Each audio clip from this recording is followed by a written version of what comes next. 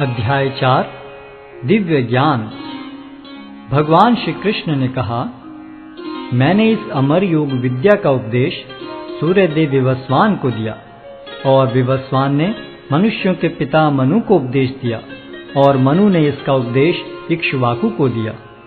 आज मेरे द्वारा वही यह प्राचीन योग यानी परमेश्वर के साथ अपने संबंध का विज्ञान तुमसे कहा जा रहा है, क्योंकि तुम मेरे भक्त तथा मित्र हो।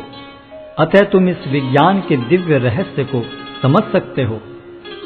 इस प्रकार यह परम विज्ञान गुरु परंपरा द्वारा प्राप्त किया गया और राज ऋषियों ने इसी विधि से इसे समझा, किंतु कालक्रम में यह परंपरा छिन्न हो गई। अतः यह विज्ञान यथारूप में लुप्त हो गया लगता है। अर्जुन ने कहा, सूर्यदेव विवस्वान आपसे पहले हो चुके हैं, तो फिर मैं कैसे समझूं कि प्रारंभ में भी आपने उन्हें इस विद्या का उपदेश दिया था। श्री भगवान ने कहा, तुम्हारे तथा मेरे अनेकानेक जन्म हो चुके हैं। मुझे तो उन सब का स्मरण है, किंतु हे परंतप, तुम्हें उनका स्मरण नहीं रह सकता है। यद्यपि मैं अजन्मा तथा विनाशी हूं और यद्यपि मैं समस्त जीवों का स्वामी हूं, तो भी प्रत्येक युग में मैं अपने आदि दिव्य रूप में प्रकट होता हूं। हे भरतवंशी, जब भी और जहां भी धर्म का पतन होता है और अधर्म की प्रधानता होने लगती है, तब तब मैं अवतार लेता हूं। भक्तों का उद्धार करने, दुष्टों का विनाश करने तथा धर्म की फिर से स्थापना करने के लिए मैं हर युग में प्रकट होता हूं। हे अर्जुन, जो मेरे आविर्भाव तथा कर्मों की दिव्य प्रकृति को जानता है, वह इस शरीर को छोड़ने पर इस भौतिक संसार में पुनः जन्म नहीं लेता, अपितु मेरे सनातन धाम को प्राप्त होता है। आसक्ति, भय तथा क्रोध से मुक्त होकर, मुझ में पूर्णतया तन्मय होकर और मेरी शरण में आकर बहुत से व्यक्ति भूतकाल में मेरे ज्ञान से पवित्र हो चुके हैं। इस प्रकार से उन सबों ने मेरे प्रति दिव्य प्रेम को प्राप्त किया है। जिस भाव से सारे लोग मेरी शरण ग्रहण करते हैं, उसी के अनुरूप मैं उन्हें फल देता हूं। हे पार्थ, प्रत्येक व्यक्ति सभी प्रकार से मेरे पथ का अनुगमन करता है। इस संसार में मनुष्य सकाम कर्मों में सिद्धि चाहते हैं, फलस्वरूप वे देवताओं की पूजा करते हैं। निस्संदेह संसार में मनुष्य को सकाम कर्म का फल शीघ्र प्राप्त होता है।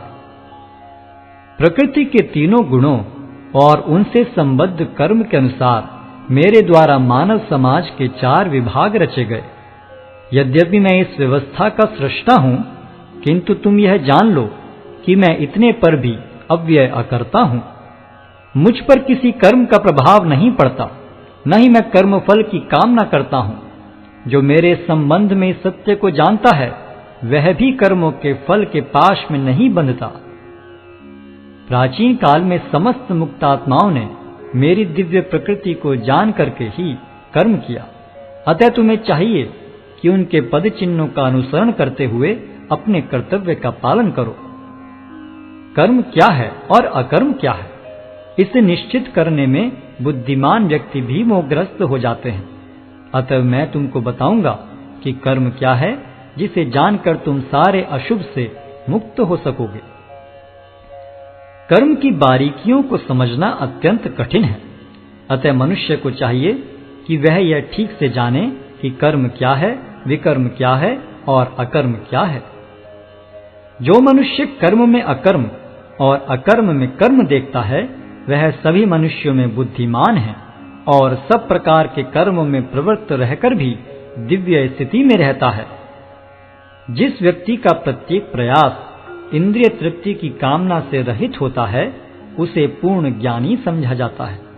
उसे ही साधु पुरुष ऐसा करता कहते हैं, जिसने पूर्ण ज्ञान की अग्नि से कर्म फलों को भस्मसात कर दिया है। अपने कर्म फलों की सारी आसक्ति को त्याग कर सदैव संतुष्ट तथा स्वतंत्र रहकर वह सभी प्रकार के कार्यों में व्यस्त रहकर भी कोई सकाम कर्म नहीं करता। ऐसा ज्ञानी पुरुष पूर्ण रूप से संयमित मन तथा बुद्धि से कार्य करता है, अपनी संपत्ति के सारे स्वामित्व को त्याग देता है और केवल शरीर निर्वाह के लिए कर्म करता है। इस तरह कार्य करता हुआ वह पाप रूपी फलों से प्रभावित नहीं होता है। जो स्वतः होने वाले लाभ से संतुष्ट रहता है, जो द्वंद्व से मुक्त है और ईर्ष्या नहीं करता, जो सफलता तथा असफलता दोनों में स्थिर रहता है, वह कर्म करता हुआ भी कभी बंधता नहीं। जो पुरुष प्रकृति के गुणों के प्रति अनासक्त है और जो दिव्य ज्ञान में पूर्णतया स्थित है, उसके सारे कर्म ब्रह्म में लीन हो जाते हैं। जो व्यक्ति कृष्ण भावनामृत में पूर्णतया लीन रहता है, उसे अपने आध्यात्मिक कर्मों के योगदान के कारण अवश्य ही भगवत धाम की प्राप्ति होती है, क्योंकि उसमें हवन आध्यात्मिक होता है और हवि भी आध्यात्मिक होती है। कुछ योगी विभिन्न प्रकार के यज्ञों द्वारा देवताओं की भली भांति पूजा करते हैं और कुछ परब्रह्म रूपी अग्नि में आहुति डालते हैं। इनमें से कुछ विशुद्ध ब्रह्मचारी श्रवणादि क्रियाओं तथा इंद्रियों को मन के नियंत्रण रूपी अग्नि में स्वाहा कर देते हैं, तो दूसरे लोग इंद्रिय विषयों को इंद्रियों की अग्नि में स्वाहा कर देते हैं। दूसरे जो मन तथा इंद्रियों को वश में करके आत्म साक्षात्कार करना चाहते हैं, संपूर्ण इंद्रियों तथा प्राणवायु के कार्यों को संयमित मन रूपी अग्नि में आहुति कर देते हैं। कठोर व्रत अंगीकार करके कुछ लोग अपनी संपत्ति का त्याग करके, कुछ कठिन तपस्या द्वारा, कुछ अष्टांग योग पद्धति के अभ्यास द्वारा अथवा दिव्य ज्ञान में उन्नति करने के लिए वेदों के अध्ययन द्वारा प्रबुद्ध बनते हैं। अन्य लोग भी हैं जो समाधि में रहने के लिए श्वास को रोके रहते हैं। वे अपान में प्राण को और प्राण में अपान को रोकने का अभ्यास करते हैं और अंत में प्राण अपान को रोककर समाधि में रहते हैं। अन्य योगी कम भोजन करके प्राण की प्राण में ही आहुति देते हैं। ये सभी यज्ञ करने वाले यज्ञों का अर्थ जानने के कारण पाप कर्मों से मुक्त हो जाते हैं और यज्ञों के फल रूपी अमृत को चखकर परम दिव्य आकाश की ओर बढ़ते जाते हैं। हे कुरुश्रेष्ठ, जब यज्ञ के बिना मनुष्य इस लोक में या तो इस जीवन में ही सुखपूर्वक नहीं रह सकता, तो फिर अगले जन्म में कैसे रह सकेगा। ये विभिन्न प्रकार के यज्ञ वेद सम्मत हैं और ये सभी विभिन्न प्रकार के कर्मों से उत्पन्न हैं। इन्हें इस रूप में जानने पर तुम मुक्त हो जाओगे। हे परंतप, द्रव्य यज्ञ से ज्ञान यज्ञ श्रेष्ठ है। हे पार्थ, अंततो गत्वा सारे कर्म यज्ञों का अवसान दिव्य ज्ञान में होता है।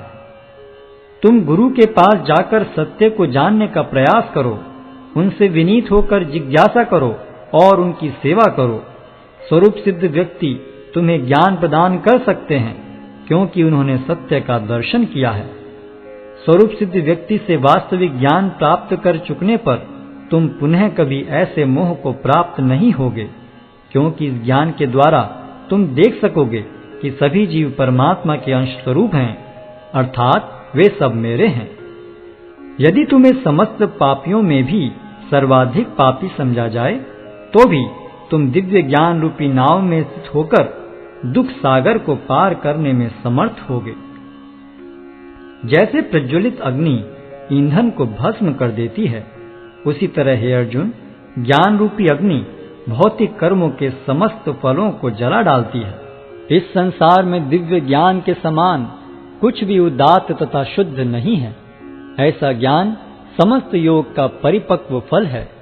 जो व्यक्ति भक्ति में सिद्ध हो जाता है, वह यथा समय अपने अंतर में इस ज्ञान का आस्वादन करता है। जो श्रद्धालु दिव्य ज्ञान में समर्पित हैं और जिसने इंद्रियों को वश में कर लिया है, वह इस ज्ञान को प्राप्त करने का अधिकारी है और इसे प्राप्त करते ही वह तुरंत आध्यात्मिक शांति को प्राप्त होता है। किंतु जो अज्ञानी तथा श्रद्धा विहीन व्यक्ति शास्त्रों में संदेह करते हैं, वे भगवत भावनामृत नहीं प्राप्त करते, अपितु नीचे गिर जाते हैं। संशयात्मा के लिए न तो इस लोक में न ही परलोक में कोई सुख है। जो व्यक्ति अपने कर्म फलों का परित्याग करते हुए भक्ति करता है और जिसके संशय दिव्य ज्ञान द्वारा विनष्ट हो चुके हैं, वही वास्तव में आत्मपरायण है। हे धनंजय, वह कर्मों के बंधन से नहीं बंधता। अतएव तुम्हारे हृदय में अज्ञान के कारण जो संशय उठे हैं, उन्हें ज्ञान रूपी शस्त्र से काट डालो। हे भारत, तुम योग से समन्वित होकर खड़े हो और युद्ध करो।